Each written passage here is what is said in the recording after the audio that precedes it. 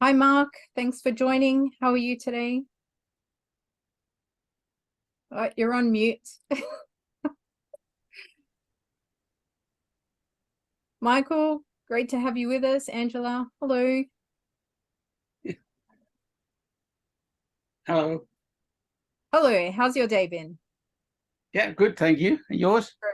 Excellent. Thank you. Not bad for a Monday. Lovely to have you with us. Thank you for having us. Well, while you guys are while we're just waiting for a couple of other people to join us, I might get you to put just your name and where you're joining us from in the chat. And maybe if you can tell us a little bit about whether you're joining us today as an employee, as a business owner, or as a people leader, just so that Sharon gets a bit of a sense of who's in the room, and we can tailor today's conversation very much around you and what you want to know. Yeah, if you've got anything specific that you're wanting to know about psychological safety, then please feel free to pop that in the chat box as well. Jenny and I will definitely be having a conversation around psychological safety and encompassing a lot of what it is and what it isn't and why it's important. But if there's a specific question you have, then feel free to pop that in as well. Hey, Ken, thanks for joining us today. I saw it late. No problem at all. Dinner. We're just getting everyone to just pop into the chat a little bit about you. So obviously your name, where you're dialing in from, and anything you might want to know about psychological safety in tonight's topic. You can just feel free to pop that into the chat. And also just looking at, where, if you're dialing in as a business owner, an employee, or a people leader. Okay. Ken Holmes, I'm a contractor. Pop that in the chat, Ken. Oh, sorry. Okay.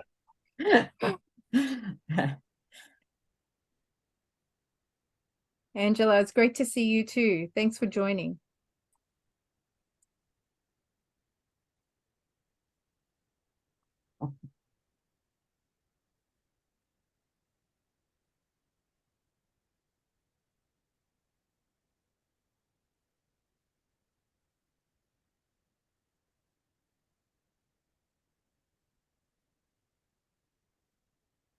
All right, I am really looking forward to tonight's topic. We've got Angela, who's dialed in from the Northern Territory, and she's interested in the topic both as an employee and a leadership role. We've got Wing that's joined in from the Territory Pathology as an employee and also part of a leadership group outside of work. We've got Ken, who's dialed in from the Gold Coast and on contract with NGS Crypto. Welcome. And we've got Mark, who's the owner of Connections for Business, joining us from the Sunshine Coast. And who else have I missed? And Michael, who's joining us from WA as an employee and passionate about human behavior. It's fantastic. Well, it's great to see everyone. Yeah, it's lovely to have you. We are going to get started, and we may have people join us along the way. We've got an hour of conversation that we're going to have today. And by all means, as Sharon invited you earlier, if there are particular things that come up during the course of this conversation, you have questions, feel free to either pop them in the chat, and I'll be doing my best to monitor those, or actually just raise your hand and we can call on you, because this is very much an open dialogue. And I'm really keen to see where this goes. So let me start by welcoming you all here tonight. For those of you that don't know me, my name is Jenny Mutu. I run a business called She Leadership, which is all about leadership and life skills for women at the beginning of their career. Tonight we have the amazing Sharon Knighton, who's joined us. Sharon is the managing director and co-founder of a business called PeopleMode. And Sharon helps people in their career transitions, also does a lot of leadership development and executive coaching. And more recently, I guess in the last, how long, Sharon, been focusing on? Well, it started during COVID, actually. I did some additional study around neuroscience, and it became sort of passionate from there. So 2.5 to 3 years now. Yeah, and we've been having this conversation before everyone joined us tonight about just how much this topic is quite close to people's hearts, and most people have had some interaction with psychological safety, good, bad, or indifferent. So there's a lot of studies that are coming out, and Sharon's definitely going to be talking about this, that talk about psychologically safe environments foster collaboration. Seems like a no-brainer. Obviously, there's more collaboration, innovation. People are more engaged at work when their environments are safe, and it sets the platform up for much more high-performing teams. Sharon herself has worked with a lot of different businesses, including, I've got to say, the ones that stood out for me were the technology-based ones, so Technology One and Data 3, because a lot of the work that I do with young women is focused on male-dominated industries. But of course, she's currently working with the Broncos. Can I say that was on the website? Yeah. And has a vast background in things like business development and sales, operational management, project and change management, and also strategic planning. Sharon has a big passion for helping people and organizations unlock their potential, and uses a lot of neuroscience in her work with leaders and organizations. So tonight, our topic, Fearless in the Arena, navigating the world of work with psychological safety, is an exciting conversation, and I'm so looking forward to hearing what Sharon has to say. But I think a good place to start would be defining exactly what psychological safety is, because I know that in my own experience of the lead up to this topic, there seems to be a lot of input about what psychological safety is and what it isn't, and there's a bit of confusing and conflicting dialogue out there. So maybe we could start with that. Sharon, what do you think? I think that would be a great idea. And actually, you know, I haven't overly curated this, but I do have a couple of slides that I'd like to share, just simply because it is really important that we understand what it is and what it isn't, because there is a lot of misinformation out there, and I've heard it being misused. So just want to clarify that straight away. So I'm just going to share my screen, and hopefully you can all see that. Yeah. So I guess the best way, or one of the best terms that I've heard to actually, you know, to define what psychological safety is, it is the degree to which an individual feels safe to contribute without fear of being hurt, embarrassed, or criticized. And whilst it is felt by individuals, it's experienced in a team or a group. So psychological safety is all about how we feel. And from a neuroscience perspective, it's understanding that as human beings, we all are going to see the world and any given situation differently. So one person may actually have a response in a situation where they feel okay, and another person might actually be triggered and feel completely unsafe. So it does, you know, it can be a really difficult thing to actually find. And I always say to the organizations that I do work in, is that psychological safety is a direction, not a destination. You don't get to psychological safety and then just sit there and go, yay, we're all safe now.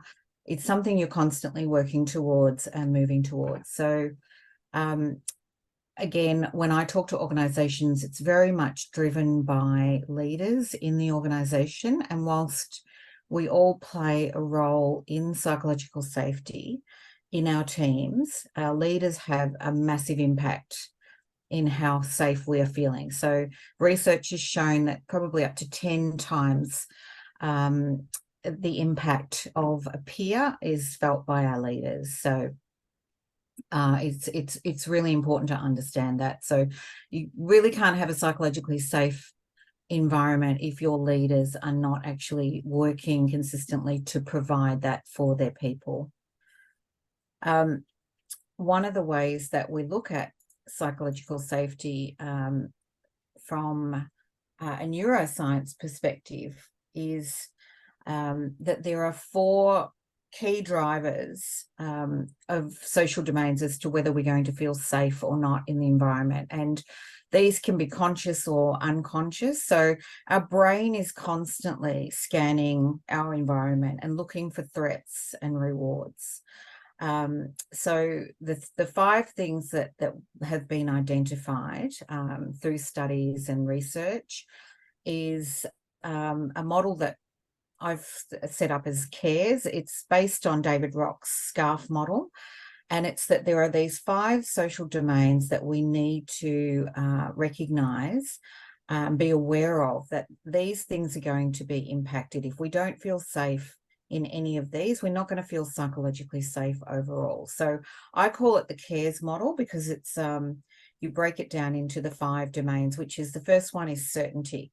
So we know as human beings, we need to have a certain amount of certainty. Do I feel sure? Do I have clarity now and into the future?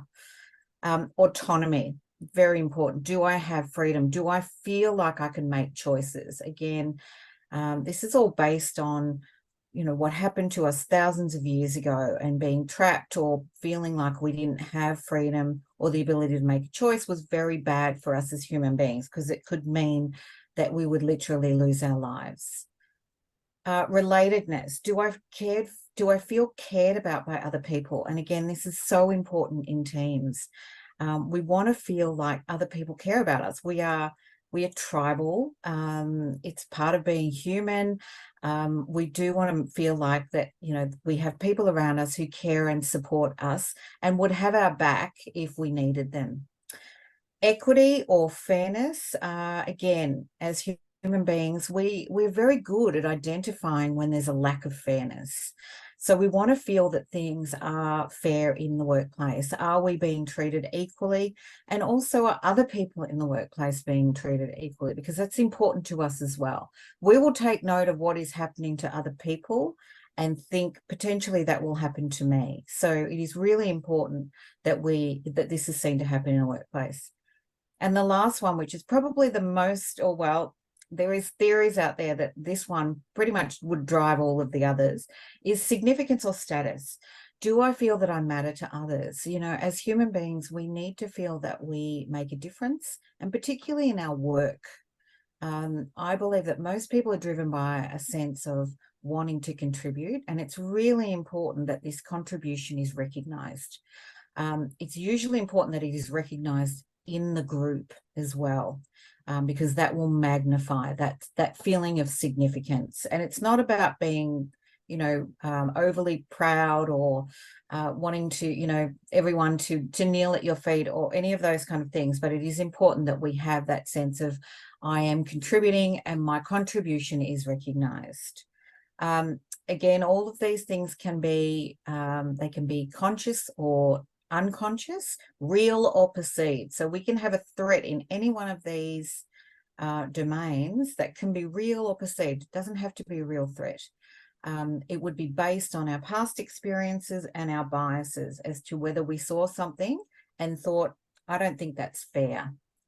When we get a constant and repeated threat in any of these domains, this is where we're going to get a breakdown of trust in our team, and we're going to get increased stress and anxiety, and a lack of psychological safety. So these 5 domains together are what create psychological safety.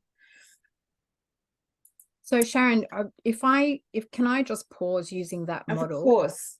And if we could go back a slide, sorry. Yeah. One of the things that sort of jumps out at me immediately is that individuals and leaders would need to have a certain amount of self-awareness, right, to be able to determine for themselves what is certainty for me, what is autonomy, how do I define autonomy for me, and where is that barrier between autonomy and micromanagement for me, because that's going to vary for different people, right? Absolutely. The level of relatedness, equity, significance, you have to have an understanding of yourself and where these things are in terms of benchmarks, really. So how do you, when you're working with organizations, you're working with teams, how do you start to develop that level of awareness? Because everyone's going to be coming at it from a different angle. Absolutely. And I'm so glad you brought that up. So it's actually part of some of the training that I provide to organizations when I go into organizations. The first thing is that I get people to look at the CARES model, and we do quite a lot of work around CARES and break them down into teams and actually get people to, I've got a lot more information. This is obviously very high level, but we look into each one of these social drivers and identify what kind of behaviors would be common if you had a high need for autonomy, for example. What kind of behaviors would you see?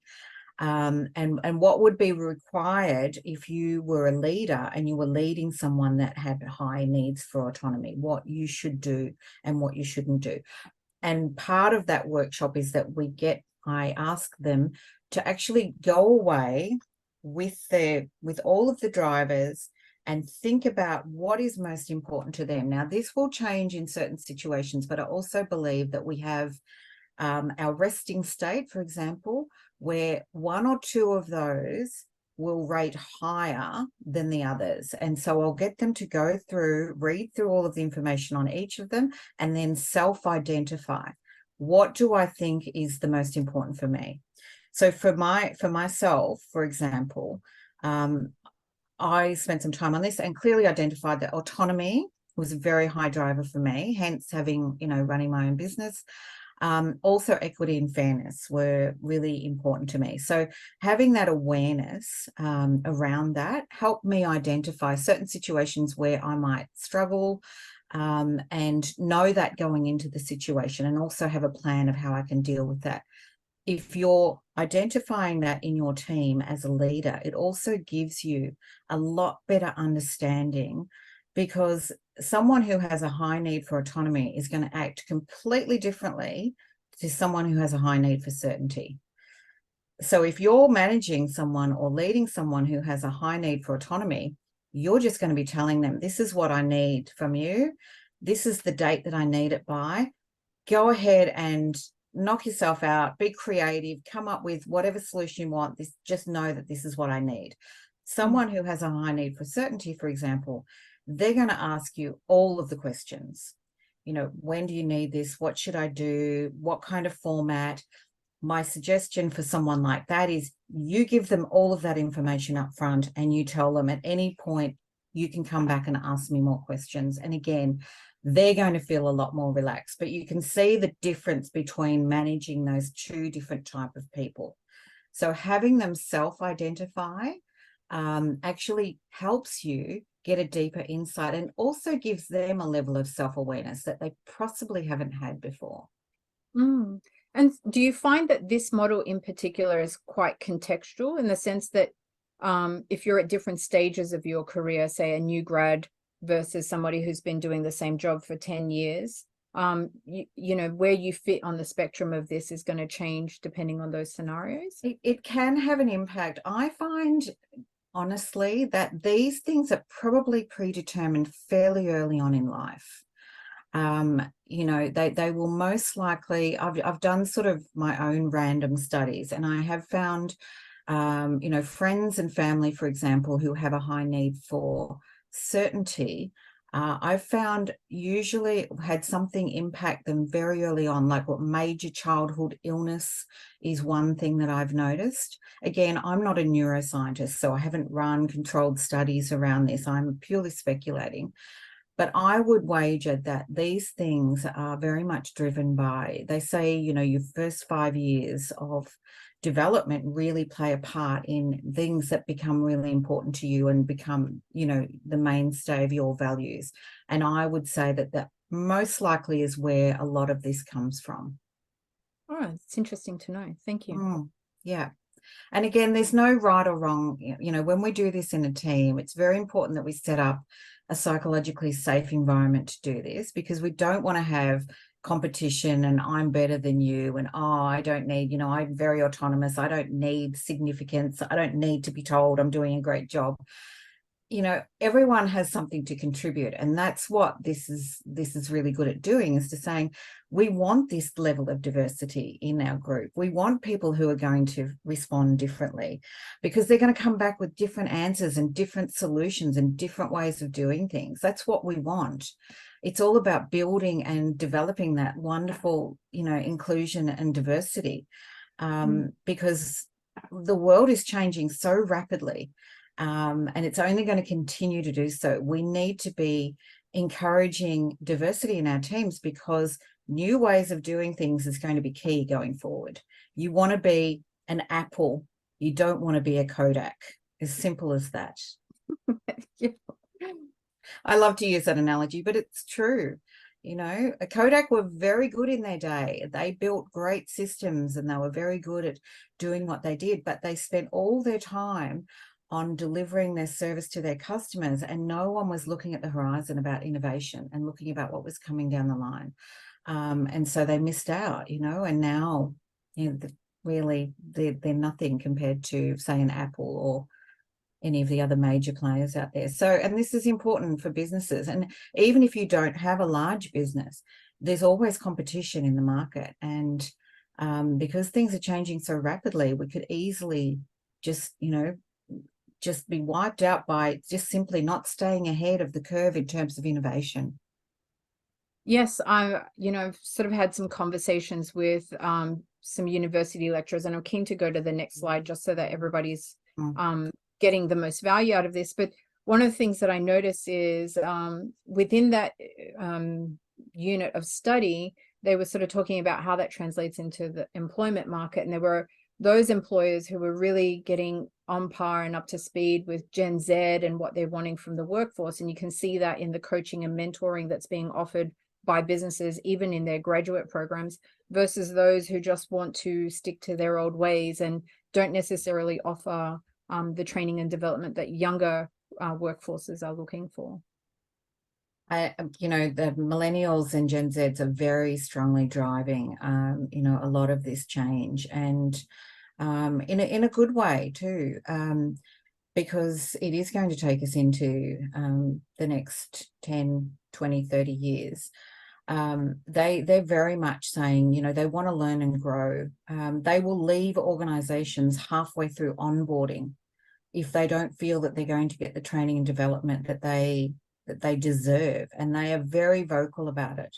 There's a very, very large aeronautical company that I'm not working with personally, but I'm working with some other people that are doing work in there, and they are experiencing what they're calling a hollowing out in the company, in that they've got a lot of people at the top in upper management.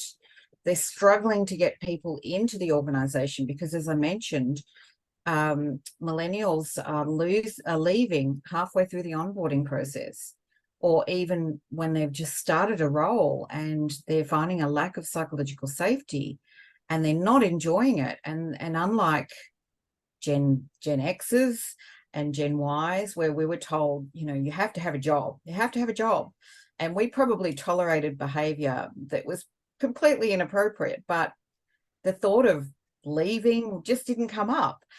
But they're completely different to us.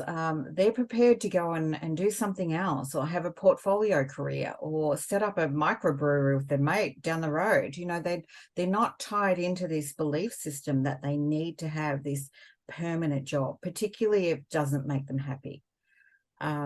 So yeah, organizations, there's a lot of big organizations out there that are really suffering as a result of this, and are now scrambling to try and find a solution, and you know, to bring people into a team where they feel safe and they can contribute, because we know that generation really want to have their voices heard, and they feel that they've got opinions that matter and they want to share those. Yeah, and you know, it's funny you say that, because the other side of that is in the succession planning cycle, where they can't actually get people to put their hands up for leadership positions, and they don't have a succession plan for those leaders who will be leaving organizations in, let's say, the next 5 to 10 years. Because of the model of leadership that they've demonstrated, people look at that and say, I don't want to be a leader because I don't want to be like that. And so we're looking for, are hungry for other styles of leadership that are more akin to fostering these environments that you're talking about, as opposed to, you know, what's been demonstrated in the past.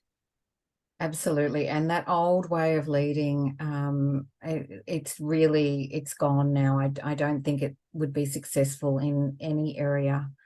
And it wasn't the fault of those, you know, managers. That was the era. That was what they were taught. And Sadly, what I see in leadership today is that people are promoted based on their technical ability generally. You know, you're really good at coding data, so we're going to now put you in charge of 20 coders, and that's a completely different skill set. And again, unless they're given coaching and training and ongoing support, then generally they're going to fail at that, because what happens as human beings is that when we get stressed in particular, we'll revert to previous behaviors, we'll revert to old habits. We know our brain is, you know, it uses a lot of our energy. It uses about 25% of our overall energy. So it is constantly looking for ways to conserve energy during the day, in case it has to throw you out of the way of a train or something that's going to be a physical threat to you. So when we get stressed, our brain reverts to old habits because it is simply easier, and it will go back to what it knows. In the event of someone like that, it will go back to, I know how to code. I'm going to start telling people around me, this is how you do it. You're doing it wrong. Then you'll get micromanagement, and no one wants to be micromanaged. So again, by investing in your leaders, by helping them understand these behaviors and why they're so important, and why building a strong psychological safe environment is important, then you will get people who, just through no fault of their own, will actually be seen as bad managers or bad leaders, just simply because they don't have the skills. And I think that's really sad when that happens. And then you'll get people walk away from that role because they'll say, I'm not good at this. I'm not good at people management. And it's like, yeah, I wouldn't be good at it either if I hadn't had all of the training and support that I've had over the years. So, yeah, it's really important for organizations to just naturally build this into their way of thinking, that if we're going to put people in charge of people, they're going to need ongoing support and coaching. So if talk me through this next slide and how you see this translate inside of organizations when you're working with businesses. So when you have high psychological safe environments, then, you know, it is about how people interact with one another, because they feel safe. They feel safe to not avoid challenging conversations, but to feel that they are respected in those conversations. So the idea of having psychological safe isn't about being nice to everyone all the time and never ever having any kind of challenge or conflict within the team. It's actually about being able to have those conversations, disagree with one another, but walk away both feeling that you are respected, and actually maybe even taking some time to think about someone else's point of view and think, actually, I'd never thought of it that way before. So having that environment actually creates that and allows diversity. Diversity is nothing without inclusion. You can build the most, you know, bring in all kinds of diversity into your team. But unless there's inclusion, it's still not going to change anything. If people come to the team, but they still don't feel safe to speak out, then it is absolutely wasted. So you need to have that sense of, you've got to nurture and foster a sense of belonging and a sense of, we all have different experiences here, but I feel safe enough to speak out the same as this other person. The attitude to risk and failure will change. You'll get people more willing to try something and make a mistake. Now, for some people, that probably sounds a bit horrifying. And again, it's all relevant. You don't want people who work in you know, certain industries to be making too many mistakes or taking risks. But again, it's about the way you think about it. It could be just challenging old ways of doing things, and being able to speak out. You know, psychological safety really came to the forefront in the early 2000s when there was a study done in US hospitals around preventable deaths. And the study found that young medical staff, usually nurses, would identify areas of potential concern with patients, such as potentially wrong medications being given, wrong procedures, mistakes being made in procedures, but they felt uncomfortable speaking out because the senior medical staff, usually high-ranking doctors or surgeons, would be so aggressive and so would humiliate them in front of their peers that they would justify in their own minds that, oh, do you know what, it's probably fine. And as a result of this, people died. That's how bad it can be in those situations. But if you have the opposite, you will have you know, this wonderful way of speaking out and saying, listen, I'm not certain here, but look, I'm bringing this up because I think that this could potentially be a threat, and what do you think? And having someone not respond in a really negative way and humiliate them, because we know from a brain perspective, our brain sees social pain the same way as it does a physical threat and will do anything to avoid it. So, and again, once you've got that environment where people are feeling safe to speak out, you're going to have more people in your team willing to help, because you're working together better as a team and have these wonderful. I'm really hearing. Yeah. Sorry, I was going to say, Sorry. I'm hearing like, no, it's all right. So one is this foundation of or common language around that cares model. And then I can start to hear you sort of talk about how you put messaging across. So there's a bit of a command around your own self-awareness and then your communication skills, because, you know, you've got to think about how is this message actually going to land for that other person.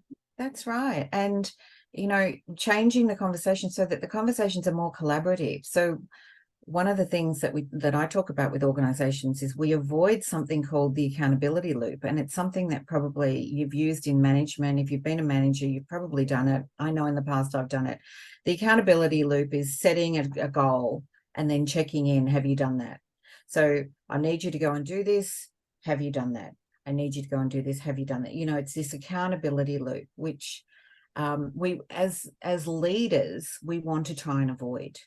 We want to be setting you know, confirming a direction for our team, knowing where we're going and setting a plan of how we're going to get there, and having each individual in your team understand what is their individual role in order to get there, and then allowing them to do that. That's what leadership looks like now.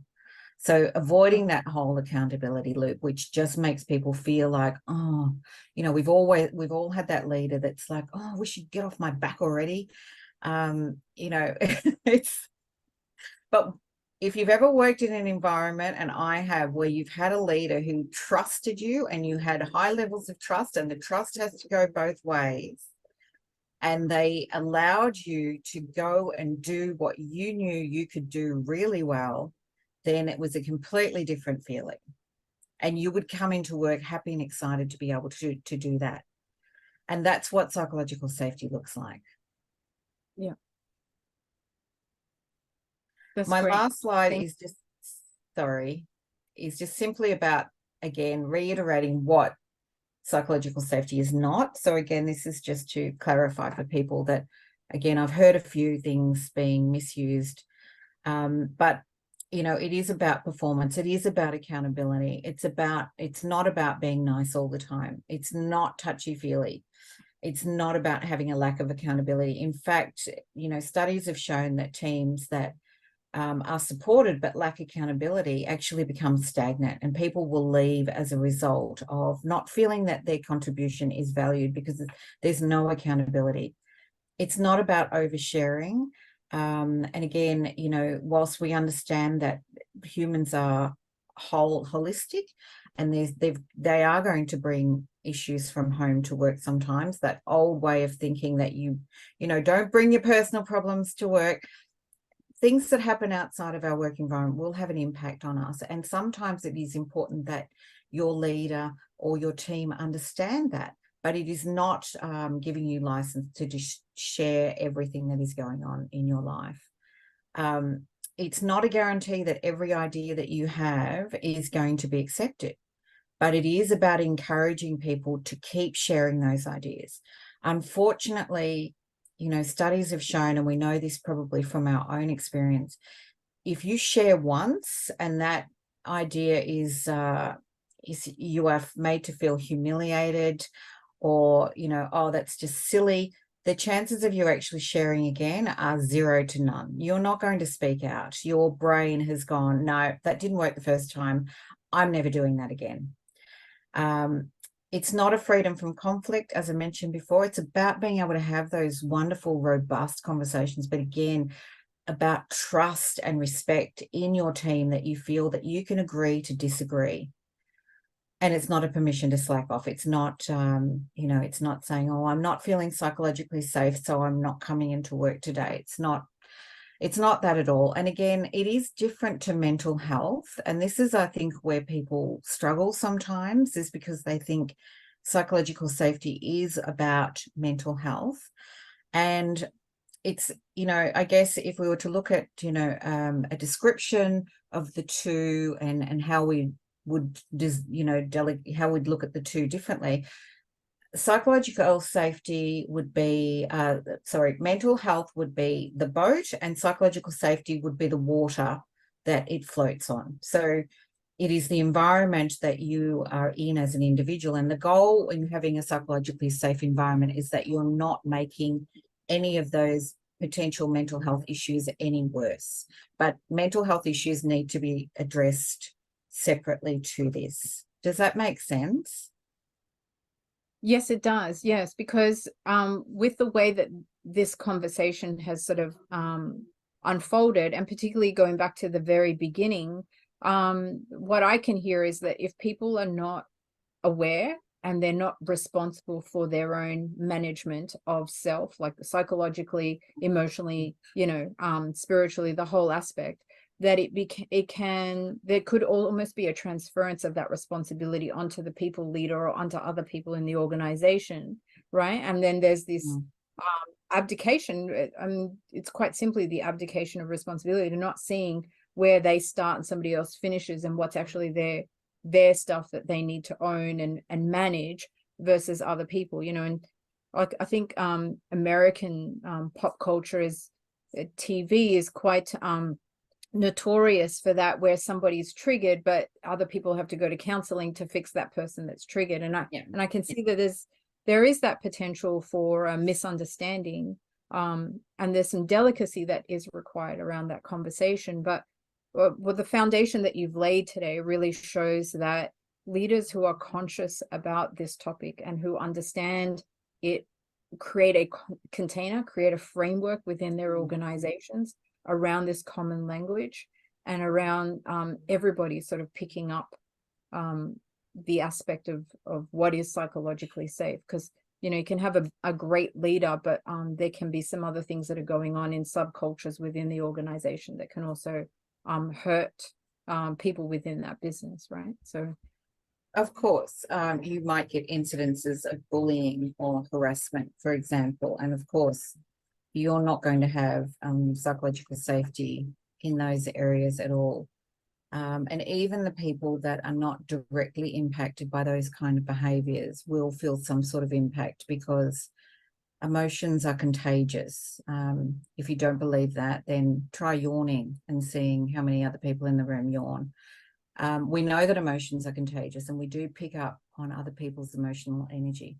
So, it is the role of the leader to create the environment where people can flourish, but it is the individuals to manage themselves and their own self-awareness. And yes, that is important as well, to recognise that. Yeah. Well, I'd love to go over to Mark's comment here. And Mark, I don't know if you're happy to come off mute and maybe just say a little bit, but you posted a comment around part of this topic and the intersection of this topic and the mental stress of workplace bullying. Did you want to say a little bit about that, or do you want to just for us to just talk a bit about that? Yeah, it's something that I see in a lot of businesses that I deal with. There are not just owners but supervisors that tend to be very confronting in the way that they actually manage people, which doesn't create an environment which fosters the things that you were talking about earlier, with people participating and wanting to contribute to the business. Even that hospital situation that Sharon brought up in the US, I am actually aware of it occurring in Australia as well. Because I deal with a number of small private hospitals, and it is something that they've had to focus on, ensuring that people have that ability to speak up, and that there isn't that particularly, and I will say this, that the surgeons are the ones that don't like to be criticised, and it does create a mental stress for people that doesn't foster a very good working environment. Not at all. And, this is now part of the Work Health and Safety Code of Practice. And they've brought in, or it's been in for a while, but they're really looking at it quite strongly now in the new psychosocial hazards at work. So there's not only a moral obligation, I believe, for employers, but there's now a legal obligation. And individuals in organisations such as CEOs, managing directors, individual board members are now personally liable and can be fined and or face jail terms if people at work, are seen to be suffering. We know that there have been incidences where people have sadly taken their own lives as a result of workplace bullying. And I think that now this is the result of this. We're seeing Work Health and Safety really take this very seriously. So in those organisations that you've mentioned, Mark, it doesn't surprise me to hear that. And sadly, that is because there are still managers and leaders out there that think that that is leadership. They think that by being tough on their people is what is expected of them. And no one's ever actually sat down with them and told them that this is not the way to get the best out of your people. This happens a lot in sales teams. I think sales teams are probably some of the least psychologically safe that I've ever seen. They're given, they're given sales targets and deadlines, and their sales manager yells at them. And how are you meant to, feel confident and go and sell when you're feeling so unsafe internally? It just, my mind boggles when I hear some of the stories that I hear. And I can just see think, wow, you just have no idea about human nature. You have no idea what actually inspires and motivates humans. It's not being yelled at all. Yeah. No. So there's still a long way to go, and I understand, but the fact that it's now become a legal requirement, it, gives me a sense of, well, hopefully organisations will take this seriously. There's still a lot of organisations out there that, number one, don't seem to know that this has happened, and number two, don't seem to know what to do about it. And it's really not that hard. It doesn't take a lot to make these changes in organisations. Trust me, I have done it. And it's not that difficult when you work with leaders and they start to understand, oh, in a way, my job is to give them permission to be human. And that's what I do. I go in and I give them permission to be vulnerable, to show empathy, to be able to have these conversations with people where they don't have all of the answers. And the people respond so quickly. It's incredible to watch. Wow. Well, that raises a whole lot of questions. So Ken's just put in the chat, I have friends that are being bullied in sales roles, and who do they report this to? So that's great. It's a great segue into if you're an employee or you're in that position where you're seeing this happen in the workplace, what can people actually do, and how do they protect themselves, and also, make sure that their own mental health is taken care if of? they're it depends on who's bullying them, and obviously it's going to be a case by case. I would encourage anyone in this situation to not stay silent. I know it's really difficult because the first thing we think about is, oh wow, I'm going to lose my job. I think that's what motivates most people to put up with really, really bad behaviors. But in the long run, it certainly doesn't do you any favors, because the toll that something like that has on you mentally is, the ongoing effects will be felt probably for the rest of your career.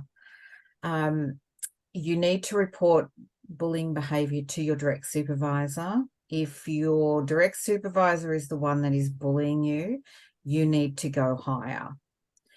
And again, I know that that is really, really difficult.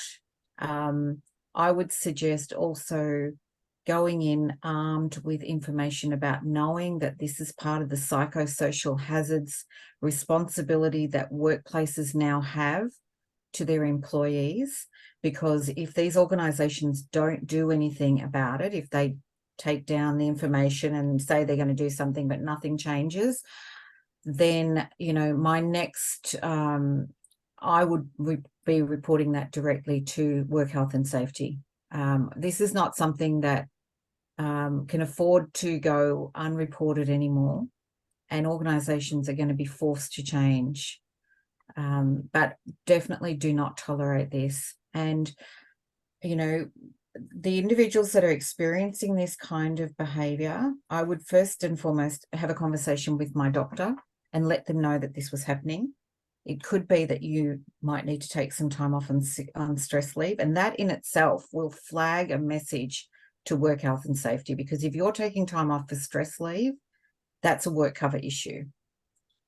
So you almost need to be creating a paper trail. And I'm not saying that you do this with every organization. There's some organizations out there that do take this very seriously and will start an investigation. However, I've also experienced, you know, people where nothing has been done.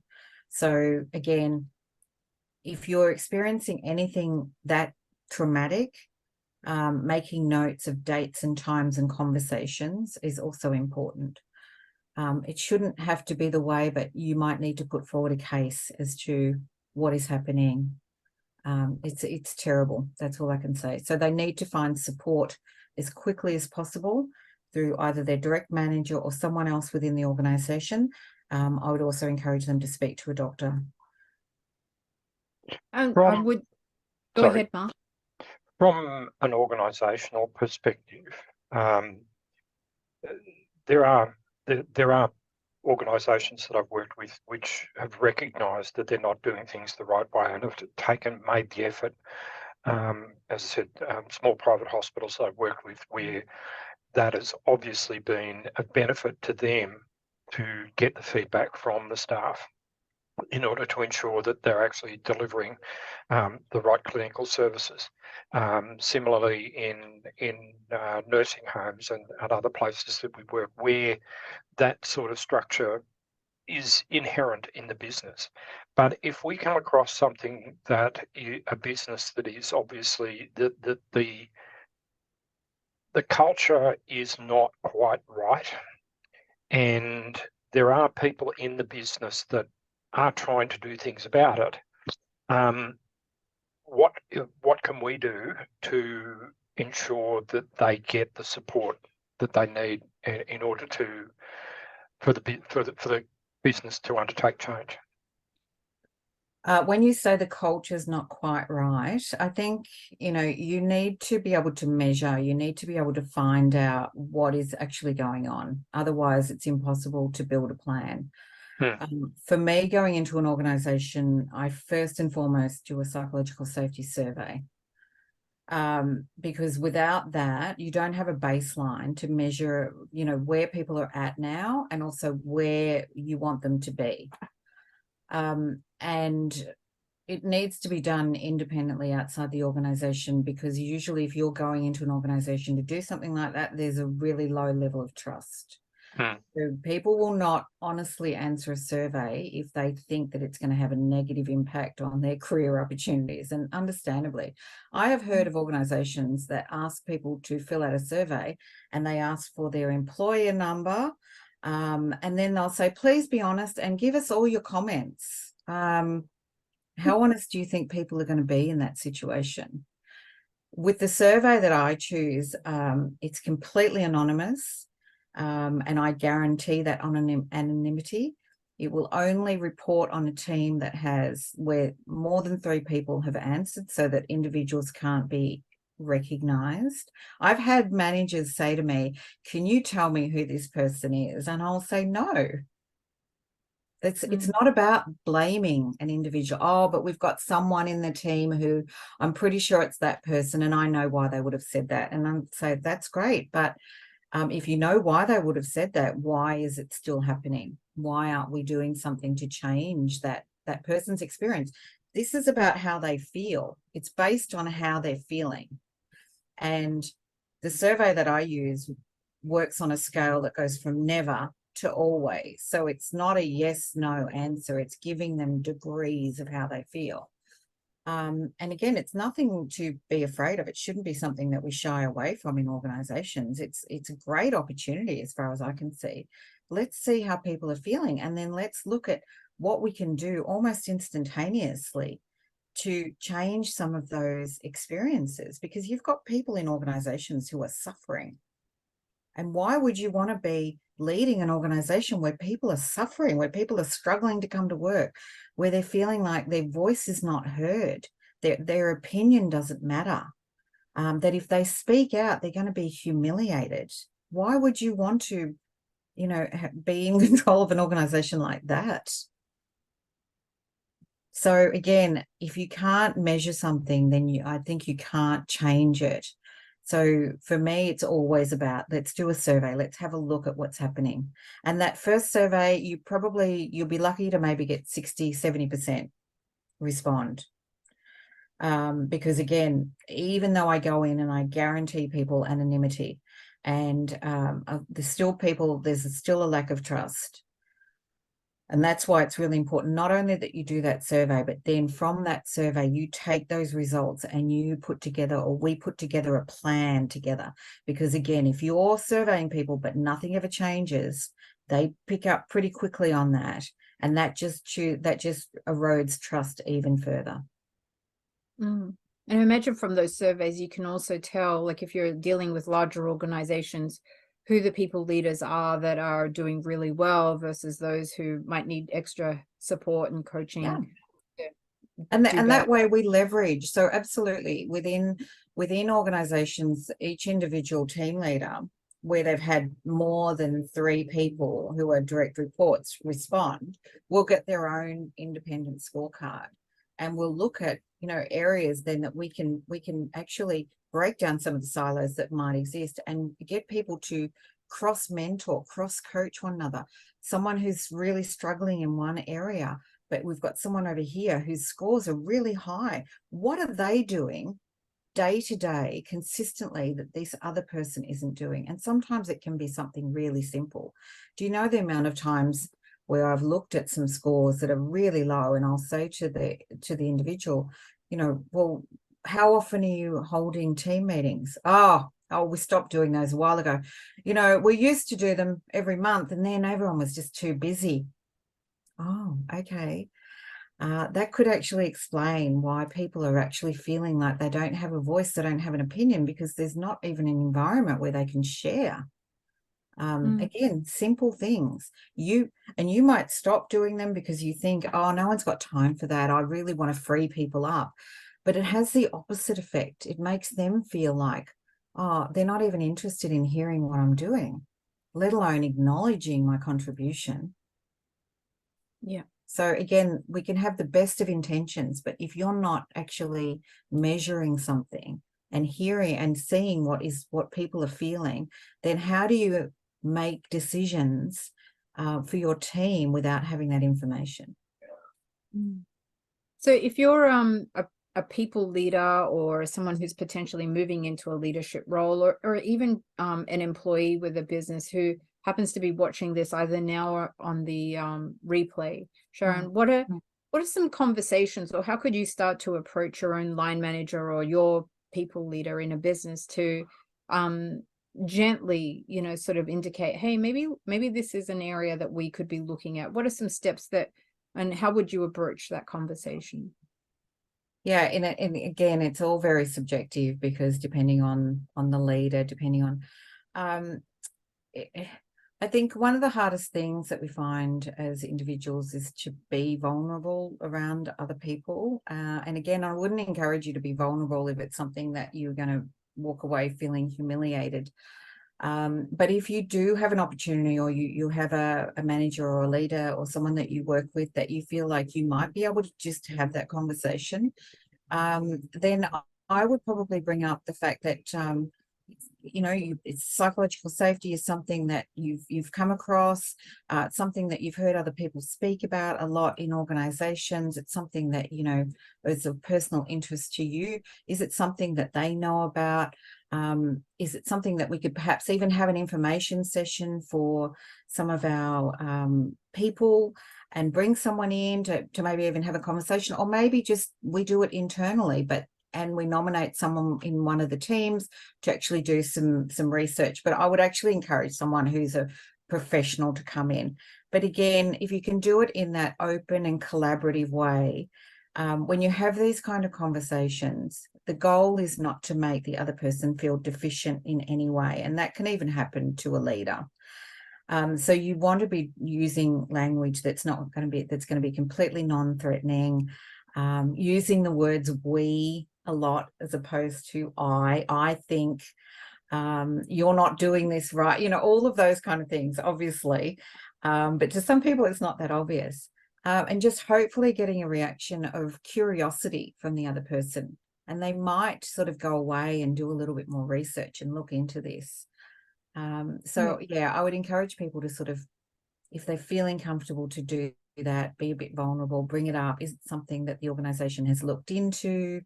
Perhaps we could have a conversation and do something along those lines.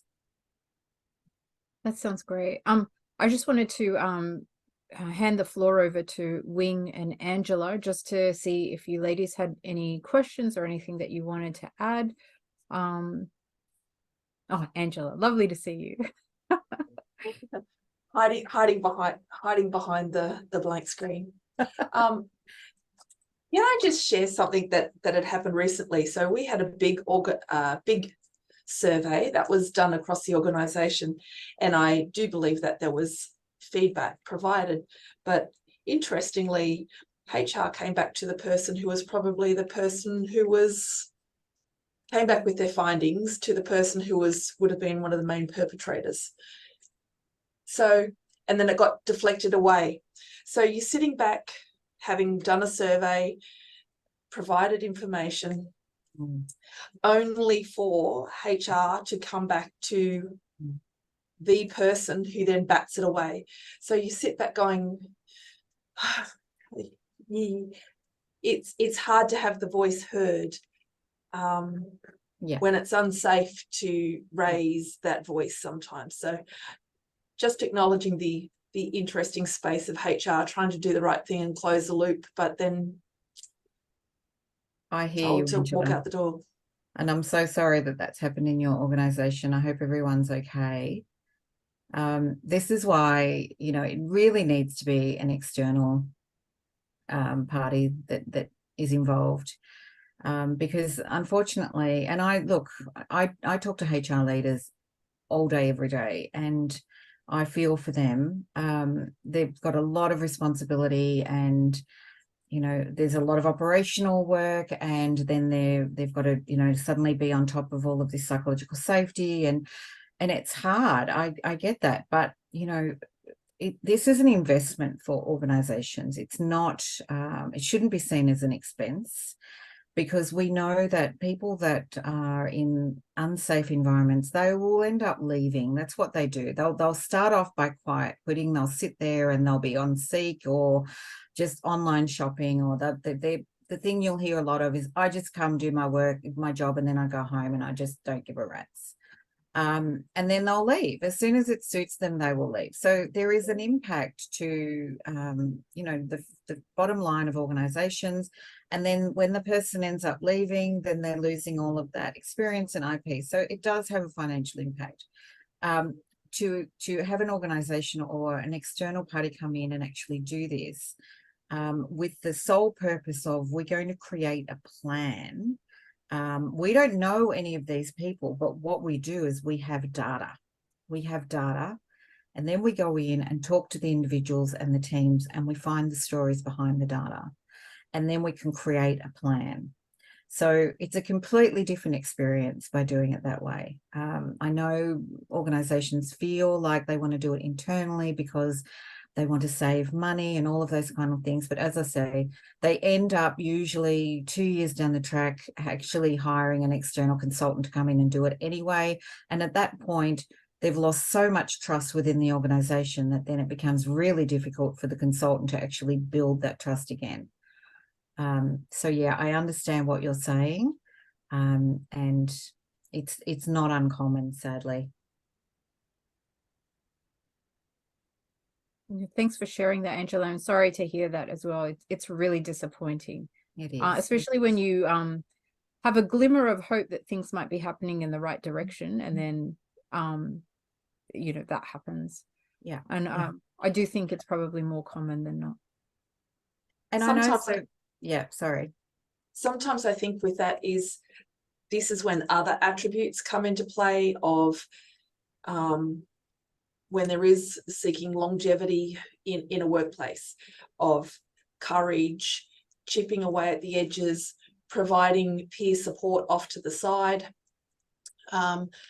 sometimes being the one to speak up, and with that brings courage for others. And so, and you just never quite know when it will make the change, when it will make the change in others. You just never know. So that perseverance and courage to be able to keep doing that in the face of that, doing the right thing. It's a lot for one person to carry, though, and It's not a one person thing, but it starts with one. Yeah. It does start with one. Yeah.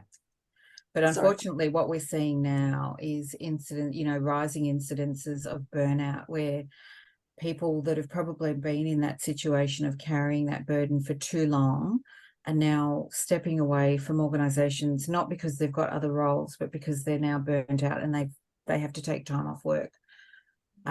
So that is also increasing in our organizations now. And I think that there's strong correlation between that and a lack of psychological safety.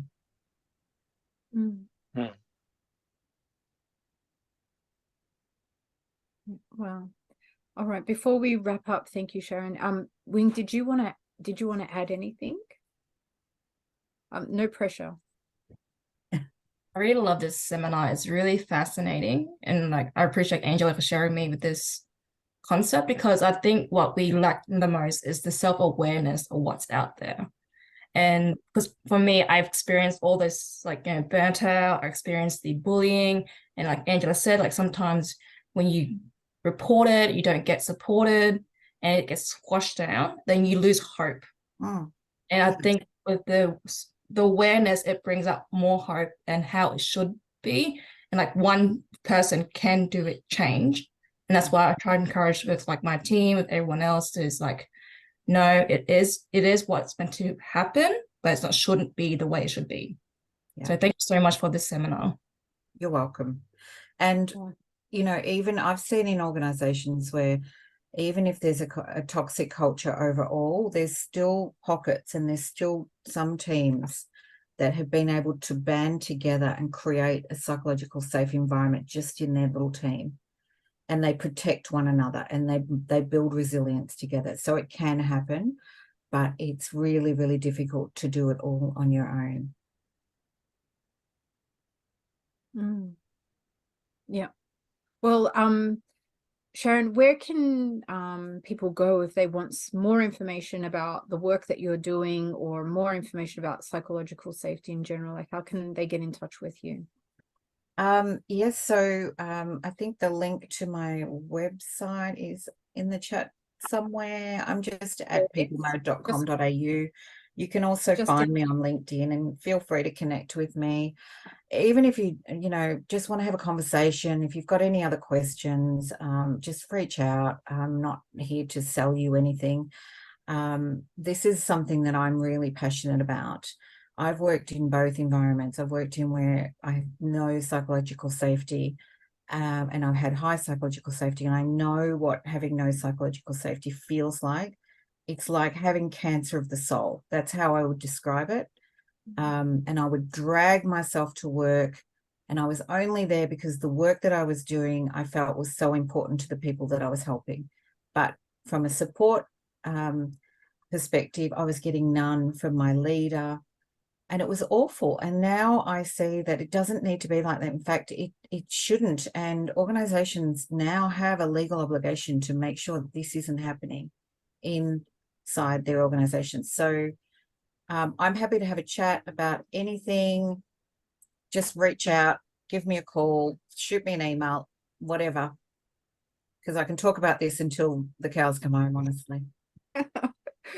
Well, certainly it's been really interesting to hear from you and to demystify aspects about this topic, because certainly I've had my own experiences of psychologically unsafe environments, lots of bullying stories I could tell you about. And it's great to hear, as we said, along these common elements that you're bringing together as part of this conversation and creating that foundation of psychological safety. So even if, as you said, those environments are quite toxic, if you are a people leader within teams and just, I know, Angela and I know each other a little bit from my time in Darwin. She's a very caring person. So she's going to be doing her best to create that safety space for the people that she's working with and caring about. And it's an important, we spend so much time at work. It's so important that we feel comfortable. Yeah. So, and Angela, if you wanted to reach out, I can share, or to all of you, I can share the CARES model in more detail with you if you like, and then you can share it with your team and do that little exercise, because it can be a lot of fun and it's a bit of a self-awareness moment as well. And when I first saw it, it really sort of, it was a light bulb moment for me and explained a lot of behaviors around me and took that frustration away from, oh, why is this person asking me so many questions all the time? And when I saw that certainty, I was like, oh, that's why. So just, that's great to know that. I mean, even as business owners, small business owners who are out dealing with customers, it's good to have that awareness about ourselves and how we operate and things that we need from our customers or things that they're needing from us. And then you can have fun with it, trying to work out where your family sits, and you go, oh yeah, she's all about significance. Wonderful, Sharon. Thank you so much. And thank you, Jenny. everyone. Thanks for the opportunity. We are going to create a YouTube and put this up on the YouTube channel. So if you do come along people that you think you could share this with, please feel free to do that. And next month, I have Raina Drake joining me on the webinar, and Raina will be going into her career story. So just a little bit about Raina. She studied to become a lawyer and was very passionate about changing the world, went off to join the UN and discovered it wasn't quite what she thought it was. And so it's a bit of a deep dive, multicultural deep dive into her story and a view of the world from her perspective. So I'll send you out an invite for that for next month. It's the last Monday of the month, every month. But thank you very much for joining tonight, and have a wonderful evening. We'll catch you again next time. Thank you. Thanks, everyone. Okay.